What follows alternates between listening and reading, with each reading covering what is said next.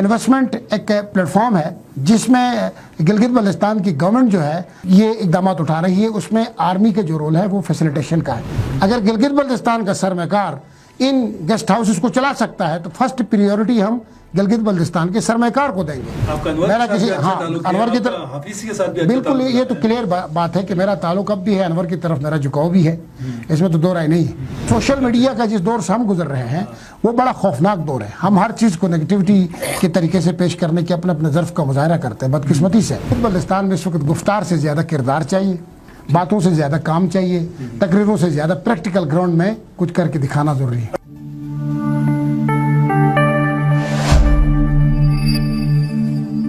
बिस्मिल्लाहिर्रहमानिर्रहीम। Political beat के साथ मैं हूँ खालिद हुसैन और सोशल मीडिया के अंदर गुज़श्ता कई दिनों से खबर चल रही है SIFC यानी स्पेशल इन्वेस्टमेंट फैसिलिटेशन काउंसिल, ये है क्या? और गिलगित बल्तिस्तान के सोशल मीडिया के अंदर खुसूसन इसका तस्करा इस तरह किया जा रहा है कि ये जो है गिलगित बल्तिस्तान के 20 से ज़्यादा मुकामात पर जो है ये कब्जा जमाने जा रही है। और वहदतुल मुस्लिमीन ने इसके खिलाफ प्रेस कॉन्फ्रेंस भी की है। ये माजरा क्या है, आज इसी पर बात करेंगे। हमारे साथ स्टूडियो में मौजूद हैं सूबाई हुकूमत के तर्जुमान फैजुल्लाह फराग साहब। बहुत बहुत शुक्रिया सर, आपको खुशामदीद कहते हैं। सबसे पहले तो ये SIFC है क्या जी, इस पर हमें थोड़ा सा बताएं। बिस्मिल्लाहिर्रहमानिर्रहीम। खालिद भाई बहुत शुक्रिया, GMN का शुक्रिया, आपकी टीम का शुक्रिया।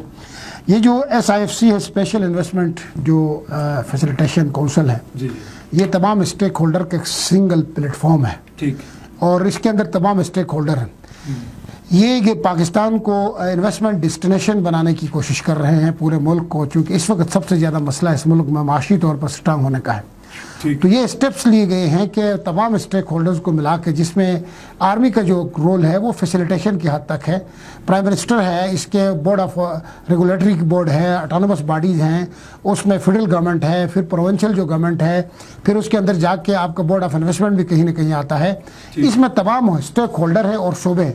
अब जहाँ तक बात आपने गिलगित बल्तिस्तान की है इस हवाले से, तो ये थोड़ा सा लोगों को समझाने की ज़रूरत है कि ये जो SIFC है ये एक फैसिलिटेशन इन्वेस्टमेंट एक प्लेटफॉर्म है जिसमें गिलगित बल्तिस्तान की गवर्नमेंट जो है ये इकदामात उठा रही है। उसमें आर्मी का जो रोल है वो फैसिलिटेशन का है। अब यहाँ पे जितने भी होटल्स हैं, इतने भी गेस्ट हाउसेस थे हमारे, ये तासुर देने की कोशिश की गई कि इस पर कोई खुदा नखास्त कोई कब्जा कर रहा है, लेकिन ऐसी कोई बात नहीं। ये रेंट पे उठाए गए हैं और इसकी मिल्कियत जो है, जितने भी गिलगित बल्तिस्तान के ज़मीन का टुकड़ा है, जंगल है, एग्रीकल्चर है, डेयरी है, होटल्स हैं, जो भी हैं, इसमें मिल्कियत गिलगित बल्तिस्तान वालों की ही रहेगी। और ये जस्ट ये है कि आप इन्वेस्टमेंट लाना है, यानी इन्वेस्टमेंट लाने के लिए आप जो है बाहर से कोई सरमायाकार आता है, वो गिलगित बल्तिस्तान में सरमायाकारी करता है, तो उसका 35 हिस्सा 35% गिलगित बल्तिस्तान गवर्नमेंट को जाएगा। ठीक। और 65% जो है वो इन्वेस्टर को जाएगा। तो गवर्नमेंट को क्या फायदा? अब गवर्नमेंट को 35% फायदा है, वफाकी हुकूमत को होगा या सूबाई गवर्नमेंट का। इसमें जो 35% है वो सूबाई गवर्नमेंट को जाएगा और 60-65% जो है वो जो इन्वेस्ट करेगा उसको जाएगा। अब यहाँ पे दूसरी जो अहम बात है वो ये है कि गिलगित बल्तिस्तान के अंदर हमारे पास माजी में बहुत सारे गेस्ट हाउस सरकारी तौर पे यहाँ पे आपने देखे हैं, उनकी हालत भी देखी है कि उनसे हम कितना रेवेन्यू जनरेट कर सकते थे। कुछ भी नहीं। आज तक उससे कोई रेवेन्यू मिला, आज तक उससे कोई फ़ायदा मिला, हमें कुछ भी फ़ायदा नहीं मिला। अब पहली दफ़ा एक ऐसा इकदाम उठाया गया है कि उसके ज़रिए गिलगित बल्तिस्तान को रेवेन्यू देना, गिलगित बल्तिस्तान को माशी तौर पर इस्तेहकाम देना। और ये सरमायाकारी ज़रूरी नहीं है कि कोई बाहर से आके करे, इसके अंदर जो सरमायाकार है उसमें पहली तरजीह गिलगित बल्तिस्तान का इन्वेस्टर है।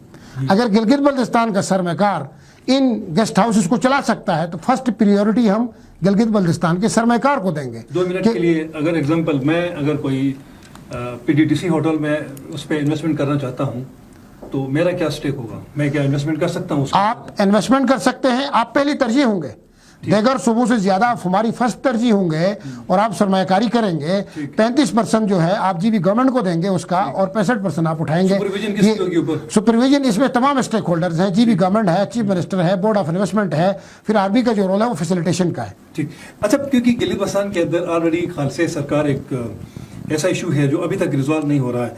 उसके बाद पीपल्स पार्टी का स्लोगन भी था कि हाकमियत और मलकियत के हवाले से, और ये ऑलरेडी गिलगित बल्तिस्तान के अंदर इस वक्त एग्जिस्ट कर रहा है। लोग सरापा एहतजाज है, जब भी आप कहीं अवामी एक्शन कमेटी का कोई धरना देखते हैं तो इस पर यही डिबेट होती है। तो क्या आपकी गिलगित बल्तिस्तान की आवाम जो है इस चीज़ को एक्सेप्ट कर लेंगे? क्योंकि सोशल मीडिया का दौर है, नेगेटिव पॉजिटिव दोनों वे में जो है सोशल मीडिया नहीं देखिए, सोशल मीडिया का जिस दौर से हम गुजर रहे हैं वो बड़ा खौफनाक दौर है। हम हर चीज़ को नेगेटिविटी के तरीके से पेश करने के अपने अपने ज़र्फ़ का मुजाहरा करते हैं बदकिस्मती से। लेकिन मैं ये कहता हूँ गिलगित बल्तिस्तान की ज़मीनों की अवामी मिल्कियत है, मेजॉरिटी जो ज़मीनें हैं वो आवाम की है ना, यहाँ पे बाहर से आकर किसी की ज़मीन नहीं है। अब इसके लिए लैंड रिफॉर्म बन रहा था और उस लैंड रिफॉर्म में मेजॉरिटी जो चीज़ें हैं वो पब्लिक को दे चुके हैं, और उसके अंदर जो बात है 20% ज़मीन की या 15% ज़मीन की, वो इस हद तक है कि कल वो कोई हॉस्पिटल बनता है सरकारी, कोई स्कूल बनता है, कोई सरकारी इदारा बनता है, उसके लिए कुछ ज़मीन उठा वो 10-15% ज़मीन की बात है। बाकी जो यहाँ की आवाम की मिल्कियत है, हम लोगों की मिल्कियती ज़मीनों को उठा के तो नहीं दे सकते। और ज़मीनों के इशू पे हमारा सेंटिमेंट भी आवाम के साथ है। और यहाँ तक जो एग्रीकल्चर, डेयरी और ये जो हमारे गेस्ट हाउसेस वगैरह हैं, ये तो मिल्कियत तो जी भी गवर्नमेंट की है। अब हम यहाँ पे कोई गेस्ट हाउस देते हैं PWD का, वो तो मिल्कियत तो जी भी गवर्नमेंट की है। हम किसी को फरोख्त तो नहीं कर रहे हैं या कोई आके उस पर कब्जा तो नहीं कर सकता है। हम जस्ट सरमायाकारी कर रहे हैं कि इससे रेवेन्यू जनरेट करने की कोशिश कर रहे हैं।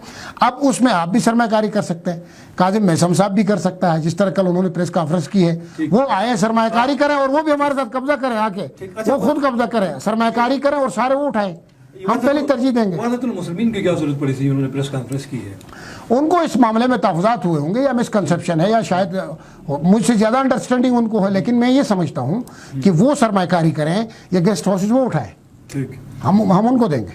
अच्छा, तो इस फार्मूले के तहत ये जो अडॉप्शन वाला केस है फिलहाल तो ठीक है ना, अभी इस पे तो कोई काम हुआ नहीं है, क्या जो स्टेक होल्डर है यहाँ के उनको हुकूमत एतमाद में लेने जाएगी?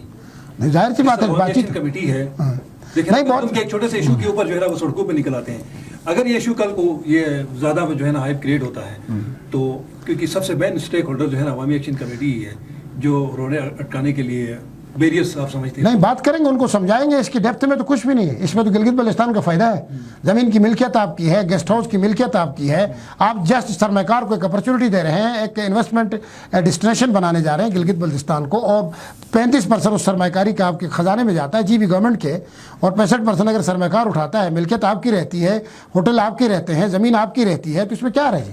ठीक हो गया। अच्छा, कुछ पॉलिटिकल इश्यूज़ के ऊपर हम बात करेंगे।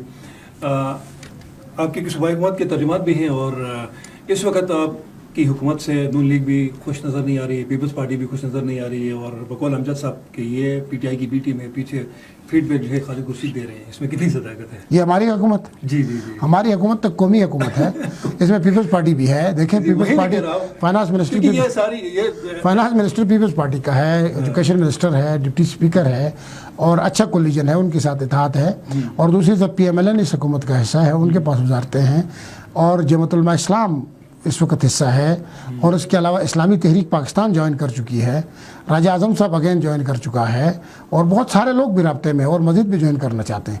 तो हम ये समझते हैं कि ये जो हुकूमत है ये गिलगित बल्तिस्तान के लोगों की हुकूमत है।